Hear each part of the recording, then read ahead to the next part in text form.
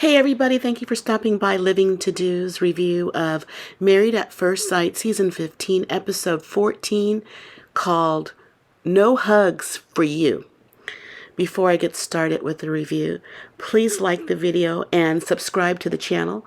I would really appreciate it and I thank you in advance.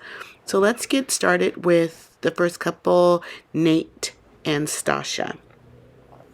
We see them coming home from the sex store, the sex shop where they bought some vibrating panties. Stasha looks really happy about this. I mean, she's really game with everything he's into. I guess they are matched pretty well on a sexual level anyway. They were packing for their retreat, and Nate gets out his clothes out of the closet, and we see all these clothes that he has.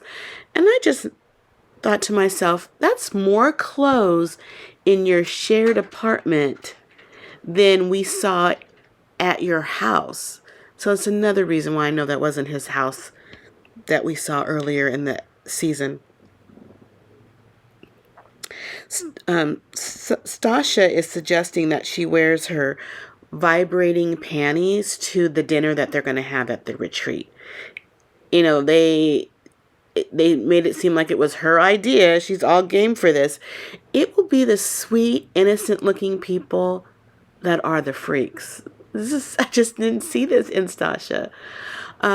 Let's get a little bit into another couple. Let's see. Okay, the next couple is Kristen and Mitch. On the way to the retreat, they had a nice discussion about what happened on the previous episode, where Kristen blew up because she heard that her husband was talking about her looks to her sister, and they had the discussion about that. Clearly, that upset Kristen, and what I like about this couple is that they're able to talk and civilly with maturity about things that are bothering them. And also, I have to give it to Kristen, she just seems to have a big heart, and she's very forgiving. She can talk things out and let things go, which is great.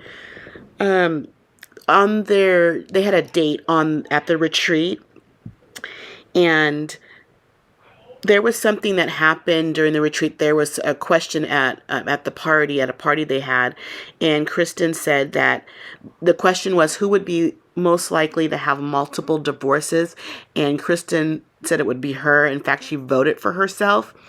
While they were playing archery on their date, Mitch was in the confessional, and he was talking about that incident. He wanted to ask her about it. Her voting for herself is not a good look, for one. And he thought about it again, because maybe he wouldn't ask her about it, because maybe that would be a blowout. So I see Mitch being timid on whether he can speak to Kristen about certain things. I think they need to have an open dialogue when he needs to get clarity on something, or wants a better understanding, or dig deeper on an issue that they're having. He should be able to talk about that. And I think Kristen would have been willing to speak on that. It wasn't being judgmental. It wasn't changing her. It was just asking for deeper thoughts on why she believes she would have multiple divorces. It implies that she doesn't have one now. So to have multiples, you need two. So this is like a shoo-in that she would divorce him. That's what I think he's thinking. So I think he should be able to discuss that further with him. But he is like walking on eggshells with her now because he doesn't want to say the wrong thing.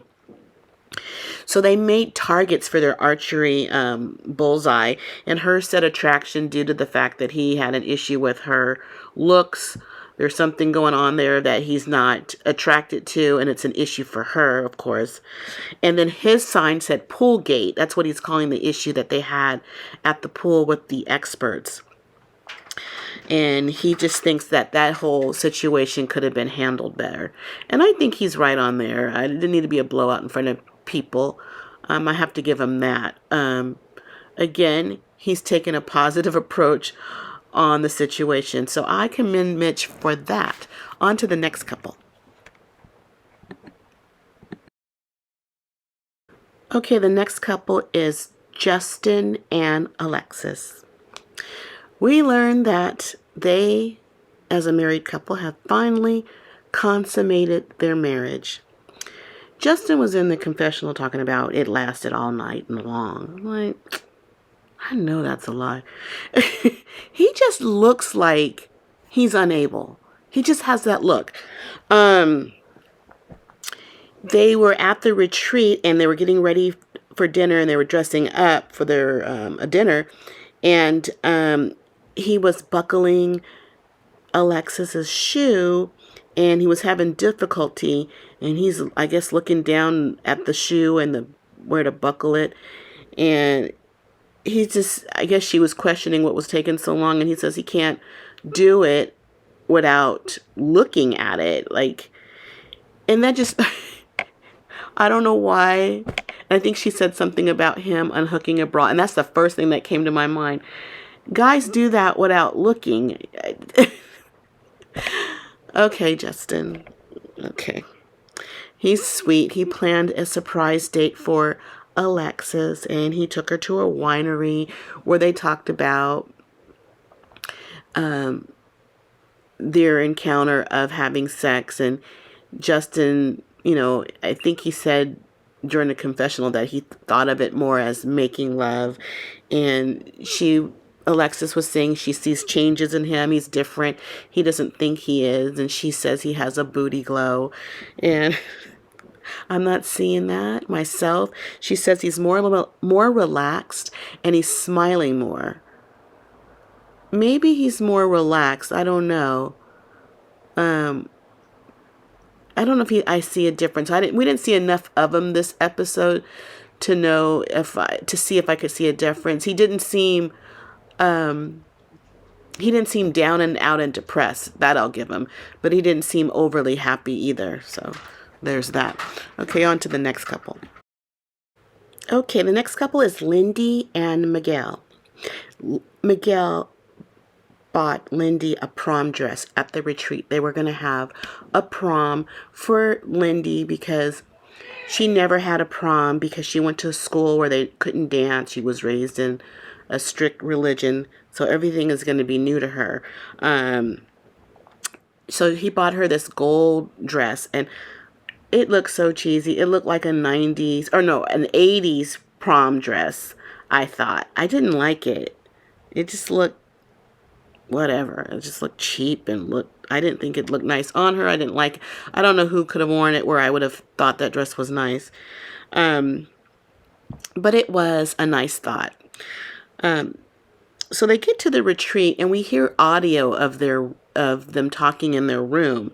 And it seems like it's a prelude to a blow up that they're going to have later in the episode. And what it was is that Miguel was lying down and Lindy was up and she wanted her picture taken, and she asked him to do it, and he got mad because she wasn't reading social cues to know that he needed to relax, he needed to lay down, and she disregarded that. She didn't even notice that it was a big deal and asked him to take a picture. And I guess in the way she asked, it was her tone that he's very sensitive to, and they had a little discussion. And, I believe she was apologetic or whatnot. She didn't understand that he was really resting. She thought he was joking around, and she didn't read. I wonder why she can't read these social cues. Like, she might have an issue, something that's not been diagnosed yet, is the reason why she can't read social cues. But later they had a prom, and after their prom was over, Nate and Stasha came over to Lindy and Miguel's room with a present. They brought them a sex swing, and they hooked it up. Nate did, and he got on the swing to show them how it was done. gave him a little demo. Lindy got into it too. They both got into it. I don't know why we're watching. This couple is watching another couple experiment with a sex swing. Lindy seemed like she liked it a lot. She seems like she learned pretty quick how to use it. I wonder if they didn't say anything else about it in the episode. We just saw that scene of them, which was interesting. On their date, Miguel took Lindy on a carriage ride, and I thought Lindy looked really beautiful with her wavy hair down and her white dress. I really liked that. She looked really pretty. And on the carriage ride, Miguel starts talking about poems, and he was reciting a poem. It sounded like a rap. And while he's doing it, Lindy was steady interrupting him every second, saying, "Oh, look at that. Look at, there's a rabbit." And he'd start again, and she just kept on doing it, totally interrupting him. First I thought, was this editing trying to put on a show? But later, Miguel mentioned that Lindy kept interrupting him, and she just has the attention of a gnat, I think. She just couldn't keep it together, and he was bothered by that, and he told her so that he was bothered. And they were having a discussion back and forth that she doesn't know the social cues. She didn't realize what she was doing. She didn't know that she couldn't interrupt him while he was doing a poem or whatnot. She didn't know that. I mean, it was rude if someone's in the middle of something for you to keep on. I could see doing it once, but to keep on doing it is rude. And when he pointed it out, brought it to her attention, called her out, she cried. You know, they talked for a while, but she just, I guess, she didn't know how to deal with it. She didn't know, was articulating her emotions, but I guess she felt it was a pile-on and it was too much pressure, and to release that pressure, I think she cried. You know, I would think that, but then again, I'm also thinking that maybe she cried so he would stop doing it. You know, that was her cutoff, that we should all just bow down to you when you're emotional, when you actually hurt somebody. You know, you were the cause of the discussion to point out something, and you're having difficulty understanding the assignment, and you cry. And I think he felt bad that she was crying. I think what she might need to practice is giving Miguel her undivided attention when he speaks, and then when he stops speaking, then she can speak or interject or whatnot. If she needs help with social cues, that's your stop and go. He starts talking, you listen. You start listening. And then when he stops talking, you may talk. That's the easiest way to go for now, until you pick up some social cues. And she's always, and then they had a discussion. Later, they were fine. They were talking. They were fine. And he says, you know, this is just a little blow up. She didn't think it was a blow up. She thought this was just a discussion, basically, no blow up whatsoever. And she's like, you thought that was a blow up? That wasn't a blow up. And in her confessional, she says he hasn't seen my level 10, my blow up. He won't know what to do. He will just run away, basically.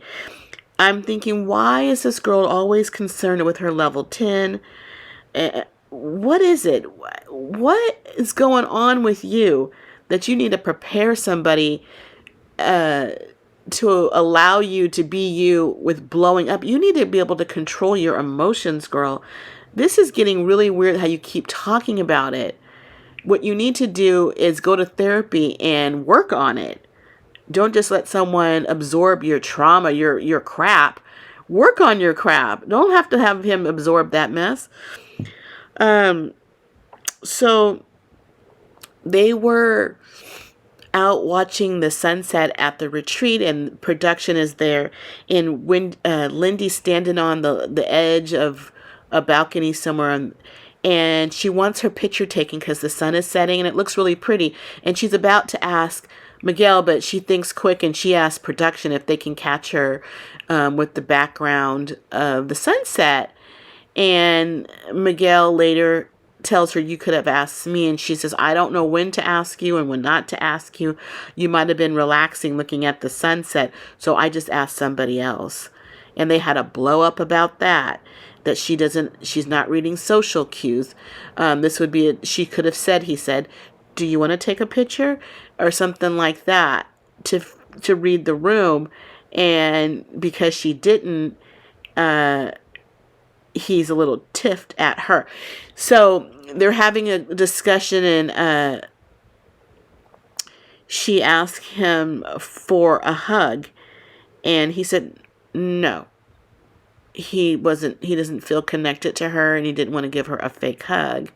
And they get to talking, and she feels rejected. She thinks that she can't do anything right, and she starts crying, and she runs off into her room, and she's complaining that she can't do anything right. And Miguel goes into the room, and he consoles her, and he says he's sorry. And she says, when I asked you for a hug and you didn't give it to me, I felt rejected. And later we find out that Miguel is just feeling, he's just had a negative mood. He's low-key disrespectful when he gets like this, he says in the confessional. So we're just seeing Miguel not at his best. He says he had a hard week. I guess he had a hard week at work, and he didn't come to the retreat with all the energy that he could have. Because I thought some of it was, man, Miguel, you are nitpicky. But I thought at the carriage ride, Lindy was way too disrespectful with all those interruptions. That was just so rude. And she says, like, you could just said something to me. And he's like, yeah, I have been. I'm just getting tired of pointing it out to you. So, I mean, I feel him on some things. But then I'm glad he said that he was just not himself. Because I thought, after a while, someone gets on your nerves. Yeah, things get magnified, every little thing. But he put some ownership in this and said, he did not come with the best of energy. So things could have been better from his point, coming from him and his part in all this. All the couples went to a retreat, and I just noticed that all 4 couples were driving their separate cars, and all the women were driving. None of the guys were driving. I just think you see more and more of that where women are doing the driving. They went to a beautiful, absolutely beautiful home in Fallbrook, California. They said it was like an hour away from San Diego. I didn't know it was that far. And at the beautiful home, they were going to have a prom for Lindy, and they got a yearbook, and they were signing the yearbook, and they had prom photos, and there was dancing, all the things that Lindy thought of when she thought of a prom that she missed in her when she graduated high school. At the prom party, Miguel and Lindy had a little bickering, or they had a little spat. Yeah, that's more like it. And Miguel didn't like Lindy's tone, and he told her never to speak to him like that. And Lindy doesn't know what to do. She gets annoyed easily. She doesn't see herself. She needs to be mindful of how she interacts with other people, because tone matters. And then she doesn't see herself, so she doesn't believe what he is saying. And Miguel has an issue because it's the lack of transparency that's upsetting him. And I thought he handled it pretty well. I think, especially in a new relationship, if something does bother you, you should say something on the spot. It's just the way you say it. I thought he handled himself pretty good. They had a really good time. They were dancing. Everybody, all the couples were dancing. They played a game, most likely, like they play every season, like Life of the Party. Who's most likely to be the life of the party was Alexis, and the best dancer was Nate. But Kristen thought it should have been her. And they show clips of her dancing, all these goofy dancing. She just likes to shake her body. She has no rhythm, but she's having a good time. Biggest drama queen was Lindy. Most emotional was Justin. And somebody shouted out, "Congratulations, big baby." Most likely to save the planet was Mitch. Class clown was also Mitch. Best all-around person was Stasha. Best gossiper was Alexis. And then Nate is in the confessional talking about, because she caused Ben and Morgan's divorce. She's a snitch. Oh my goodness. I love Nate's honesty when it comes to Alexis. I love it. Stasha was right there, and she wasn't as voiceful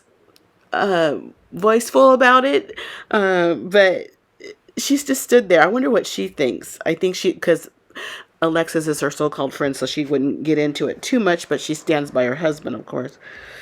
Likely to stay married was Lindy and Miguel. And they had a great acceptance speech talking about each other. It was very, very sweet. I loved it. Most likely to have multiple divorces. Kristen won that. She said she voted for herself, and that's the thing that Mitch had a problem with. She said she would have been offended if somebody else had won that award. It's just so crazy. What are you saying? Are we supposed to read in between the lines? They voted Lindy and Miguel prom queen, which was appropriate since she missed her prom and it was kind of all about her. They all just had a party to enjoy. Later, in the kitchen where they were cooking, Stasha and Kristen and Alexis were talking, and Alexis told the two girls that her and Nate had done the do, and they were asking how was it, and in the confessional she says the stamina wasn't there. And so she's asking questions to the girls, like, I guess she told them it didn't last as long as she would like it to have lasted. And then she poses a question, would you stay with someone if the sex was bad? And the girls said they would. So that just alludes to the sex is bad. But she even admit that she stayed with somebody even though the sex was bad because they offered other things. It's interesting. It seems to me she wouldn't stay with somebody if the sex was bad. It seems like that has to be up on her priority list. The guys were talking, and they brought up Nate's swing, and Justin asked, is it for a 6'8" person too? And Nate said, who? He's like, this is for girls. I don't think Justin meant for him. He just wants somebody who is his height. Can they, also partake in the event or the exercise or whatever, the session? I'm just going to think that Nate didn't read that comment correctly. And I'm going to think Justin meant for him not to sit in the swing for somebody else to sit in the swing. Back to the kitchen, the girls were talking about decision day, and Kristen says as a wife she would say yes, but as a woman, the woman in her would say no. And Stasha says, well, nobody's perfect. Everybody has something. So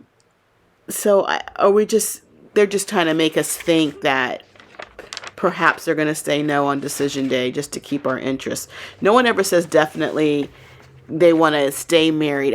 They rarely do. They always give you, I'm not sure. I'm still mulling it over. It's all these things like that. Okay. But I can see why Kristen could be on the fence about it.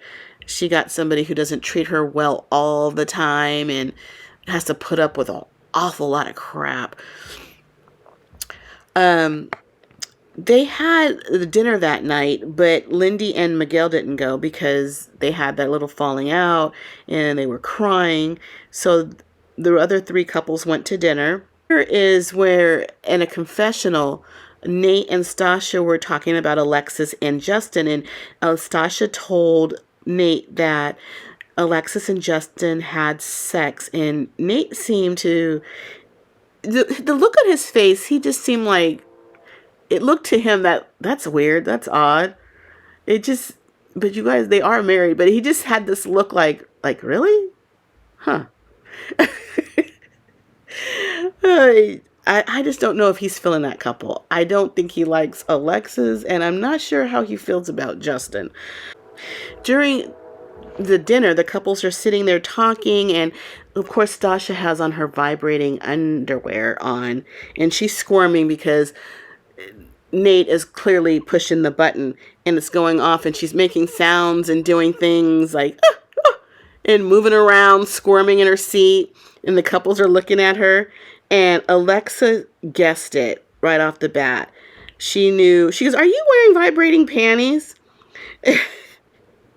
And Stasha runs away because it won't stop buzzing. And she runs away, and Kristen says that she supports it, and so does Alexis. Wearing that out in public and having your man control the vibration on your underwear. I don't know about that. So Stasha runs away. She runs back to the room, and Nate goes after her. And he says, "I don't know. It's not working right. I don't know how to stop it." And you just knew that was lie. That man had his finger on the thumb on that button and just pressed down and didn't let up. And he's lying to her because he's such a sex fiend anyway. So anything sexual, especially out in public, he's all in for it. And you just knew he was lying. I was like, you are lying. The lies. You knew. That's just your MO. That you're just that type of person to keep your hand on that button. Later afterwards, they all go into the kitchen, and where Lindy and Miguel comes and joins the group, and Miguel apologizes to Lindy. He says he's worked long hours and he didn't have the energy that he should have had for the retreat, and he apologizes to her. And I don't know why Kristen gets into this Mitch character. She's dressing like Mitch. She's wearing the shirt that he had on, that she bought him, that he had a big fit about, and some green cap on his head, looking dirty. She looked like a bum, acting like Mitch does, imitating him. Saying things he would say, acting like him, and the everybody at the retreat, all the other couples got kicked out of it, and so did Mitch. He could laugh at himself, his wife making fun of him. It was cute. She, Kristen, she likes entertainment. I think she loves the spotlight on her. At the prom party where they were asking who's most likely to do what, it was her and Alexis doing it, and she was just loving it. She's just a natural at it. She doesn't mind the spotlight. And she did a great job reenacting how her husband acts. So they're going to do, the next day, they're going to do dodgeball. And some of them are pre-gaming with mimosas. And in the confessional, Miguel goes, he just wants to go home. But when Mitch had something to say about dodgeball, an analogy about marriage is like dodgeball. Either you can dodge the crap that's coming at you, or you can catch the ball. And Alexis really liked it. And I really thought, yeah, that was clever. I don't know if the producers gave it for him to say, or if he just said that on his own. Nate and Miguel were going to be the captains of the two teams, and they were not going to have any couples on the same team. You had to be on opposite teams. And so they're all picking players, and poor Justin was picked last. Something tells me that this wasn't the first time that he was picked last, even probably for basketball. Nate's team, they were all doing really good, and Nate's team, which was the red team, they won. Of course, Lindy was very, very competitive, and the last two players were Nate and Miguel. Oddly enough, the two captains were the last two left on the game, the second game they played, and Nate got Miguel. He hit him with the ball, so Nate's team won, Miguel's loses, and Miguel had an attitude. He was like a sore loser. He didn't like that Lindy was happy, that she didn't feel like Lindy was supporting him. And she's like, this is my team. I want my team to win. And this is where I thought, okay, you are a little touchy, maybe because you didn't have, you had a bad week, your energy is not right. But I didn't think that was right to take that out on Lindy. You lost. Let her cheer with her team. That was effort, and she did a really good job throwing that ball. She doesn't look like necessarily an athlete, but then that game was her game. She did a really good job. So the teams meet up and they talk. The winning team. So the red team is talking, and the red team consisted of Nate, Mitch, Lindy, and Alexis. And Lindy's talking to them. She doesn't know how to support her husband. She was crying. She says she can't be herself. And the look that Nate had, he just didn't look like she had any sympathy for her. He looked bored. Miguel was talking to his team, the red team, which consisted of Miguel, Kristen, Justin, and Stasha. And Stasha, and I guess Miguel was talking about, how he felt with the game and Lindy's lack of support. And Stasha was saying, I don't know if they're meant to be together.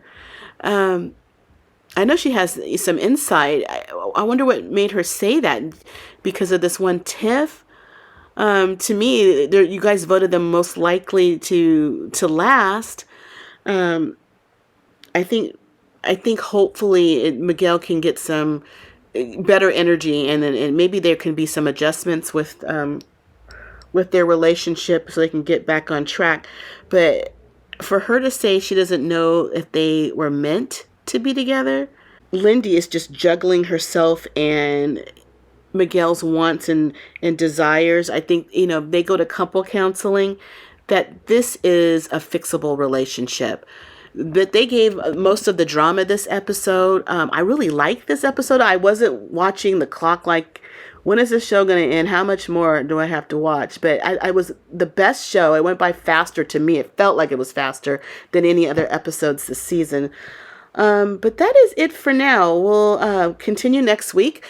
But please like the video and subscribe to the channel. I would really appreciate it. And check out my other videos. I have videos of places I've been. Please like the video, subscribe to the channel. I gotta go because I got living to do.